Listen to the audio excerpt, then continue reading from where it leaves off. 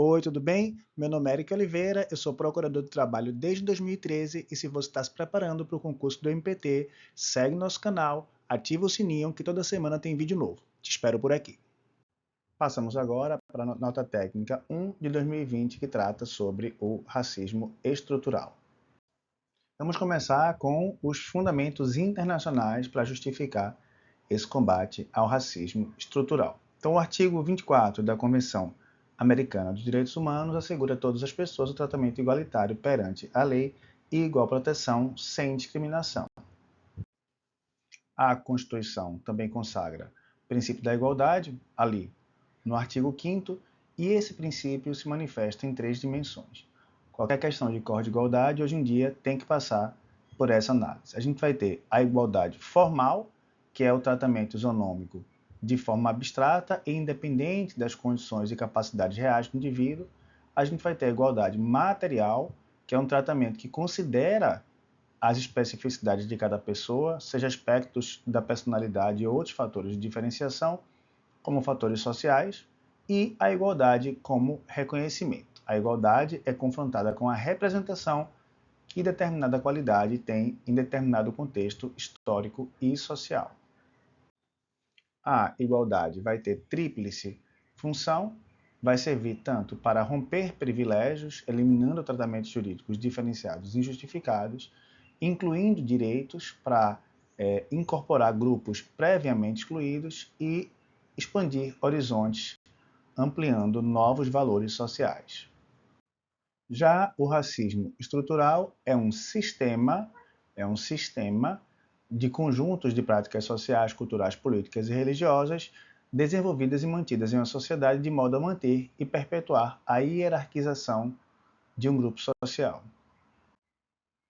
O racismo estrutural, ele se perpetua mediante a manutenção dessas dominações, ou seja, o sistema vai preservar as relações de poder desiguais entre grupos raciais, através de privilégios institucionalizados, são concedidas vantagens estruturais a determinados grupos em detrimento de outros, legalizações discriminatórias, as normas e práticas que perpetuam desigualdades raciais são toleradas e relações de submissão com dinâmicas de poder que mantêm grupos em posições subalternas. O racismo estrutural, ele se perpetua independentemente das formas de expressão, sentimentos ou manifestações individuais de racismo, porque está arraigado na estrutura da vida política, econômica, social e jurídica. Então não adianta você dizer, eu não sou racista, né? Eu não sou racista não serve de muita coisa, porque para efeitos legais, você se considerando ou não racista, as pessoas dos grupos vulnerabilizados, especialmente aqui as pessoas do grupo das pessoas pretas, elas já estão estruturalmente em desvantagem. Fale-se até nesse tema a importantíssima Convenção sobre a Eliminação da Discriminação Racial, publicada pela ONU em 65, que conceitua a discriminação racial como toda distinção, exclusão, restrição ou preferência baseada na raça, na cor, descendência ou origem nacional ou étnica, que tenha por objeto ou resultado anular ou restringir o reconhecimento, o gozo ou exercício em um mesmo plano, em igualdade de condição, de direitos humanos e liberdades fundamentais nos campos políticos, econômico, social, cultural ou em qualquer outro campo da vida. Ali no artigo 1º, parágrafo 4º desta convenção, se diz que não serão consideradas discriminação racial as medidas especiais tomadas com o único objetivo de assegurar progresso adequado de certos grupos raciais ou étnicos ou de indivíduos que necessitem da proteção que possa ser necessária para proporcionar a tais grupos ou indivíduos igual gozo ou exercício de direitos humanos e liberdades fundamentais. É aqui a consagração da ação afirmativa. Já o artigo 4º da Lei 12.238 diz que compete ao Estado promover a participação da população negra em condições de igualdade de oportunidade na vida econômica, social, política e cultural do país. Também, no Estatuto da Igualdade Racial, o artigo 39 diz que a igualdade de oportunidades será lograda mediante a adoção de políticas e programas voltados para a população negra. E o parágrafo 1º fala em programas específicos de formação profissional, emprego e geração de renda. Essas ações afirmativas vão ao encontro da meta prioritária de atuação do MPT. O STF tem se manifestado a favor de políticas públicas de inclusão social e ações afirmativas no setor privado. A gente tem, como exemplo, o ProUni, que é a política de financiamento educacional para a população de baixa renda, a ADI 3330 e a DPF 186, que tratou sobre cotas étnicas para ingressos em instituições de ensino, e a ADC 41, para a reserva de vaga de pessoas negras em concursos públicos. Na ADC 41, o STF julgou constitucional a Lei 12.990, que trata sobre reserva de 20% de vagas para pessoas negras em concursos públicos para provimento de cargo efetivo e emprego público no âmbito da administração pública federal, direta ou indireta, e o STF utilizou ali 3 fundamentos. O princípio da isonomia, então é necessário fazer uma desequiparação para a ação afirmativa, e essa desequiparação está em consonância com o princípio da isonomia. A superação de um racismo estrutural, que se funda na necessidade de superar esta chaga social, e a garantia da igualdade material.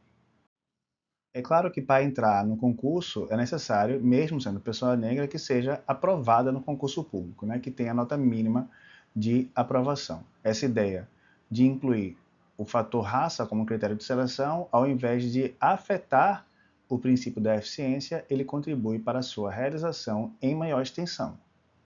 Já a Convenção número 111 da OIT, que junto com a Convenção número 100 forma o par de convenções fundamentais relacionadas à discriminação, diz ali na linha A que toda distinção, exclusão ou preferência com base em raça, cor, religião, opinião política, nacionalidade ou origem social que tenha por efeito anular ou reduzir a igualdade de oportunidade ou de tratamento no emprego ou profissão constitui ato ilícito discriminatório. Também o constitui qualquer outra distinção, exclusão ou preferência que tenha por efeito anular ou reduzir a igualdade de oportunidades no tratamento de matéria e emprego.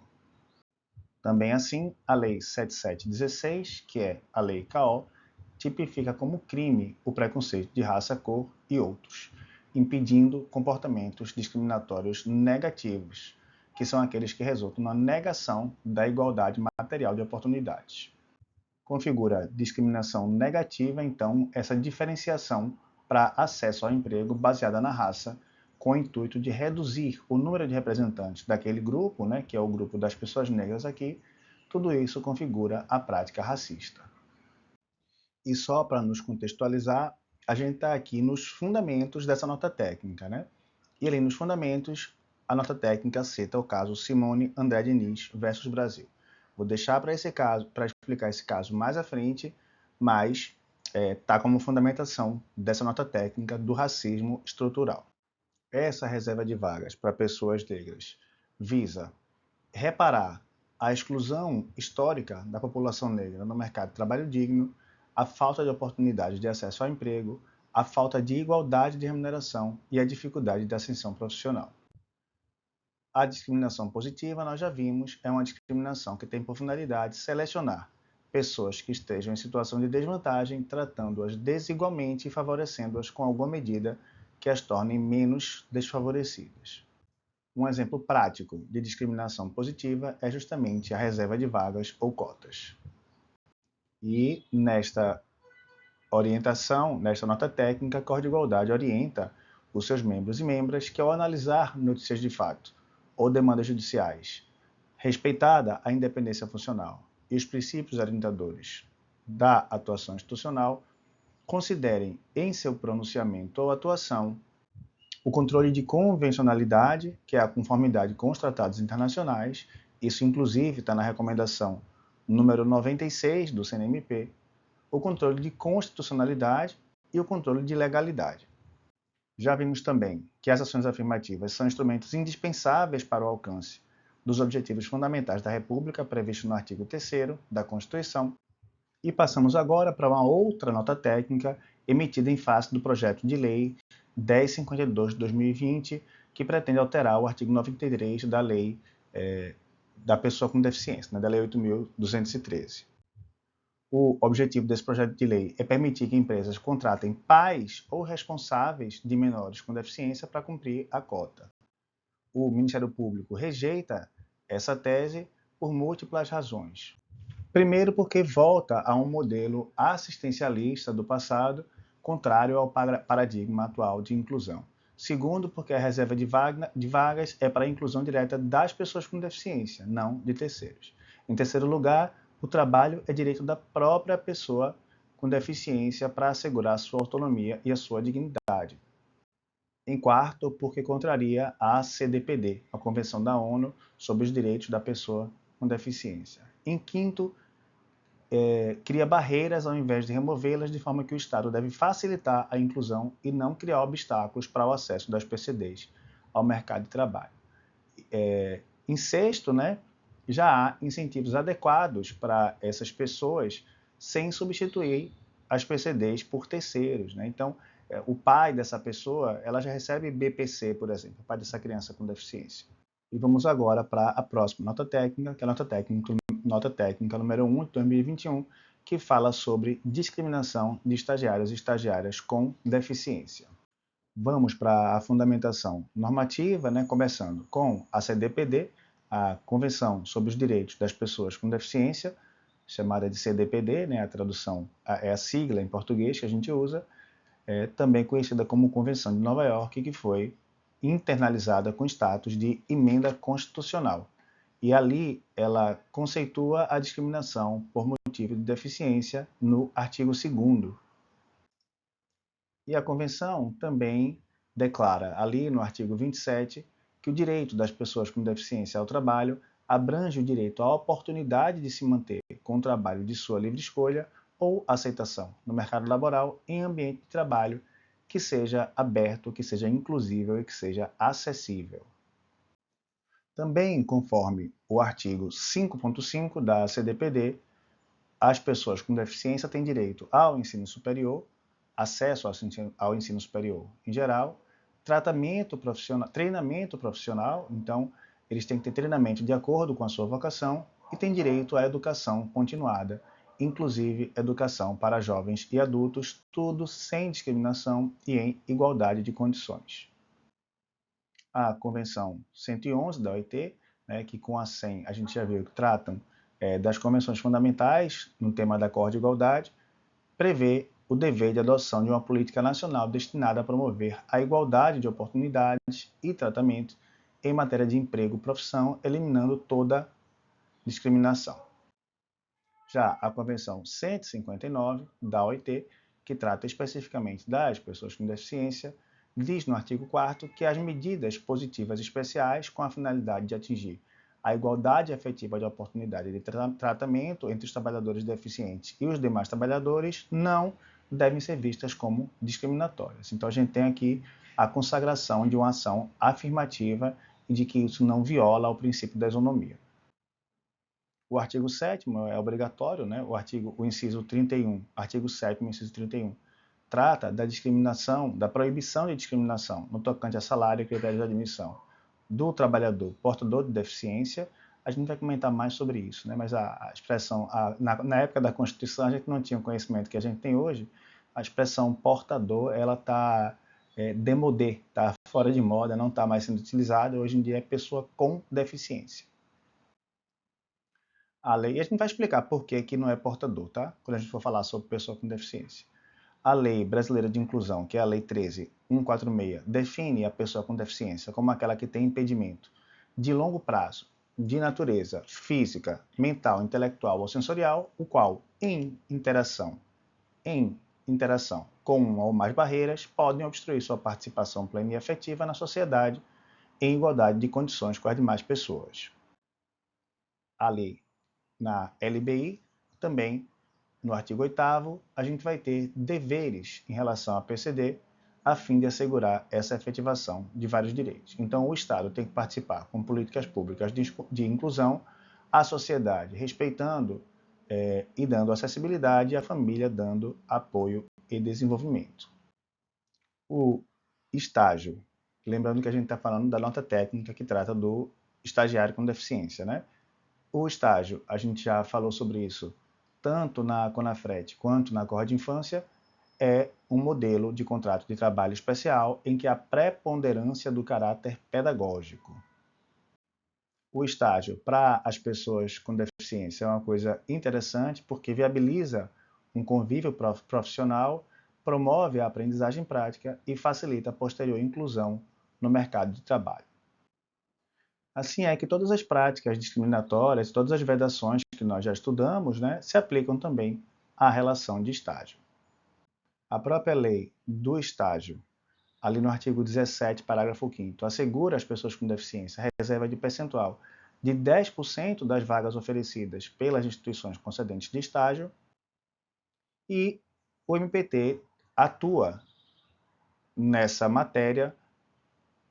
Geralmente, os pedidos veiculam essas ideias, né? Reserva de vagas de estágio de no mínimo 10%, conforme o artigo 17, parágrafo 5º, assegurar que as PCDs participem da disputa de qualquer vaga de estágio sem distinção de setores ou funções, a fim de evitar segregação das pessoas com deficiência, garantir condições acessíveis nas provas e nos processos seletivos de estagiários, identificando adaptações necessárias no ambiente de trabalho e nas organizações concedentes de estágio, promovendo sua adequação, bem como as adaptações razoáveis requeridas em cada caso, o fornecimento de tecnologias assistivas, de agente facilitador e de apoio em sua realização, e também garantir condições equânimes de exercício de atividades de estágio, identificando adaptações necessárias no ambiente de trabalho das organizações concedentes de estágio e promovendo sua adequação, garantindo no estágio da pessoa com deficiência a acessibilidade necessária ao exercício de suas funções, bem como adaptações razoáveis.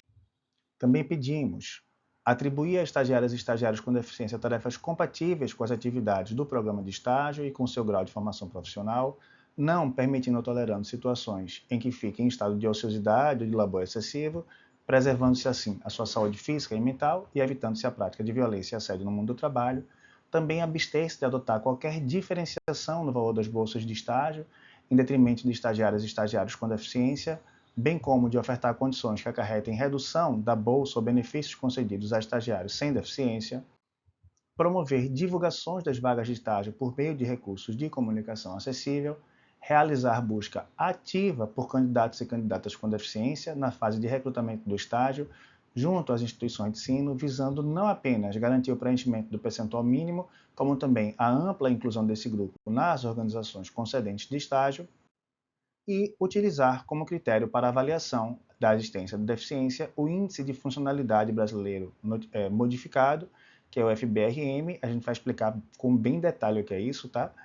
Devendo, contudo, abster-se de utilizar o grau de exigência adaptativa como método de exclusão de pessoas com deficiência candidatas às vagas de estágio. Por fim, garantir a igualdade de oportunidade e não discriminação em razão da deficiência, sexo, origem, raça, cor, estado civil, situação familiar, reabilitação profissional e idade, entre outros, da pessoa com deficiência para efeito de acesso à relação de estágio ou de sua manutenção, nos termos do artigo 4.1, 5.5 e 24 da Convenção de Nova York, 37, parágrafo único da LBI, 373-A da CLT, 1º e 4º da Lei 9.029, que é a Lei Geral Antidiscriminatória no Brasil.